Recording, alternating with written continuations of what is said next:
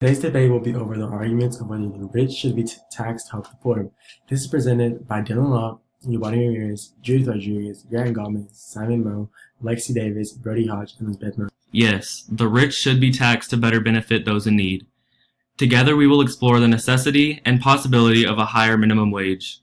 We will also look at how extremely wealthy the rich already are and how taxing them more will not have much effect on the rich's income, but can have a large effect on the lives of the less fortunate. In addition, we will see how leaving a large gap between the rich and poor can lead to a poor economy. Nietzsche claims that we have the power to tax the rich, and MLK claims that the quality is in the federal minimum wage is $7.25 an hour. Increasing taxes on the rich can increase the minimum wage, which can lead to better paying jobs, therefore increasing salaries for people in low-income areas. When you place higher taxes on the rich with the intentions of increasing minimum wage, it places a fair advantage to both the poor and the rich. The government wouldn't just be giving money to the poor, but making it easier for the poor to obtain a better salary. Waste money on items that will increase their social status, such as cars, yachts, and jewelry. This money can be used for much more necessary things for people who cannot even afford their own food. If the rich were taxed more, this would hinder their splurge of money of ridiculous expensive items and instead use the money to help the poor. For example, some of the wealthiest people will spend their money on mansions for their horses or dogs. This ridiculously expensive house or completely unnecessary, and the money can be used for much better expenses. According to wealth is another reason as to why the rich should be taxed to help the poor. Income inequality is defined as an extreme concentration of wealth or income in the hands of a small percentage of the population. It has been described as the gap between the richest and the rest. In society, rich kids are destined to become rich adults and poor kids are destined to be poor adults. People who are born into a rich family almost have a guarantee of success in life, whereas those born into a poor family have a very low chance of becoming unsuccessful in life. The gap between the wealthiest 1% of Americans compared to the majority of income earners is now at unprecedented heights.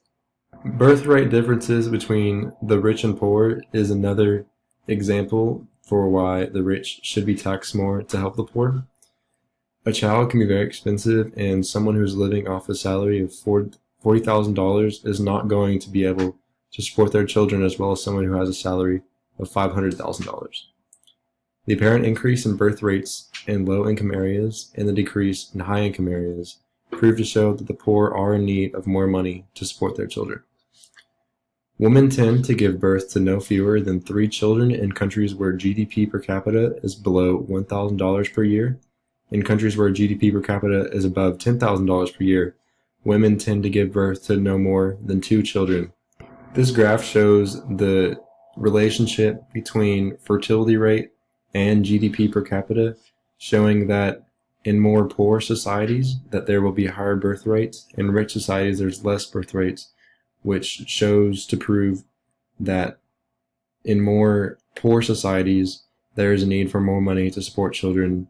Economy is another major topic in this debate. Taxing the rich to help the poor and middle class simply makes economic sense.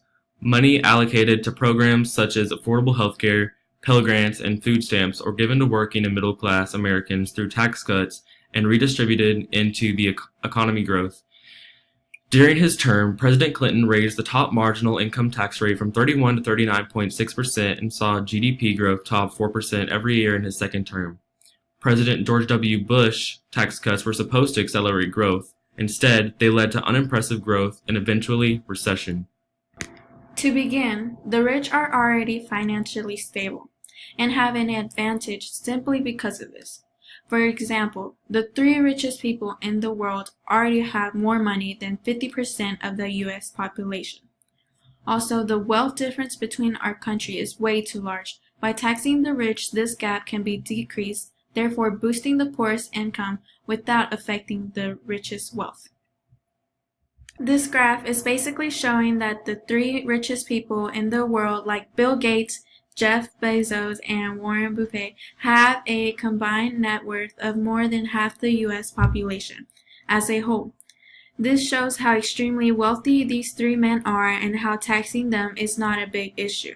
Tax rates now further support the claim that the rich should help the poor. because tax rates are already low compared to previous tax rates. Increasing the tax rates would not have much effect on the rich now because the tax rates have already been cut largely in the U.S. So raising them would really not have that much of an effect on their income or anything. The federal tax rate in 2007 for the top 1% was 26.4%, which is a 7.7 decrease in the federal tax rate. This graph is basically showing the tax rates for different periods of U.S. history. The dramatic decrease in tax rates show that increasing the taxes would not have a very large effect on the profit of the rich. The decrease in poverty rate is also another reason why the rich should be taxed to help the poor. Placing higher taxes on the rich, we have an advantage to decrease our poverty rate. In the United States, most people between the ages 25 and 75 spend at least 1 year below the poverty line. Currently, there are 39.7 million Americans who have fallen below the poverty line. The poverty line is the estimated minimum level of income one needs to secure the necessities for life. If almost 40 million people are defined as not having enough money to secure their necessities of life, then why aren't taxes being increased on the rich? In this chart, we can see how drastically poverty rates have gone up in the past 58 years. These escalations show us just how important and humane it is for the rich to help the poor financially. Currently, a total of 12.3% of Americans cannot afford to support themselves or their families, which is why the rich should help the poor. Opportunities are a big issue in the lives of poor people. It is typical for a rich kid to have a good job because they have the financial support they need for college. But poor people barely have enough money for food, let alone college. With this lack of education available to the poor, it sets them up for a life in lower class. By taxing the rich, we can give the poor an opportunity to succeed and become something in life. For example, some of the smartest people in the world come from the poorest areas, and they will never get the opportunity to use their knowledge to make a successful life for themselves. The last argument for the claim that the rich should be taxed to help the poor is the difference between wealthy and poor societies. People do not have the choice to place themselves into good or bad societies. In poor societies, the crime rate is much higher than in rich societies. People living in households in the United States that have an income level below the federal poverty threshold have more than double the rates of violent victimization compared to individuals in high-income households.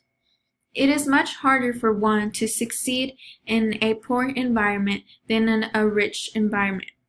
With higher taxes on the rich, poverty rates can decrease along with crime rates, therefore making a safer place for all Americans.